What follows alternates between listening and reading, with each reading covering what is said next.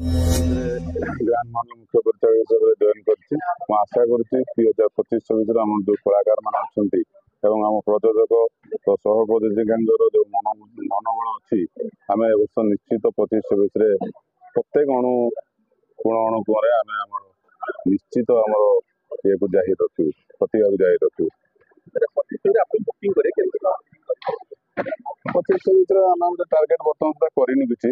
ମୁଁ ପ୍ରଯୋଜକଙ୍କ ସାଙ୍ଗେ କଥାବାର୍ତ୍ତା ହେଇକି ବୁକିଂ କରିବୁ। ବୁକିଂ ବି ସେମିତି ଆମର କିଛି ବର୍ତ୍ତମାନ ସୁଦ୍ଧା ଆରମ୍ଭ ହେଇନି।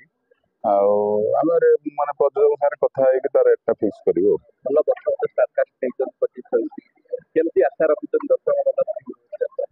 ମୁଁ ତ ବହୁତ ଆଶା ରଖିଛି ଦର୍ଶକଙ୍କ ମନ ଛୁଇଁବ, କାରଣ ସମସ୍ତେ ଏ ବର୍ଷ ପ୍ରାୟ 99% କଳାକାର ଚେଞ୍ଜ ହେଇଯାଇଛି। ସମସ୍ତେ ଅଭିଜ୍ଞ ସମ୍ପନ୍ନ କଳାକାର। ମାନସ ପଣ୍ଡା ଅଛନ୍ତି, ଗୋପାଳ ତ୍ରିପାଠୀ ସୁକାନ୍ତି ଅଛନ୍ତି, ଅଭିନ୍ନ ପତ୍ର ଅଛନ୍ତି ଏବଂ ବଲିଉଡରୁ ଆମେ ୟାକୁ ଜୟଜିତକୁ ମଧ୍ୟ ଆଣିଛୁ। ରୋହନ ସିରିଏଲରୁ ଆସିଛି।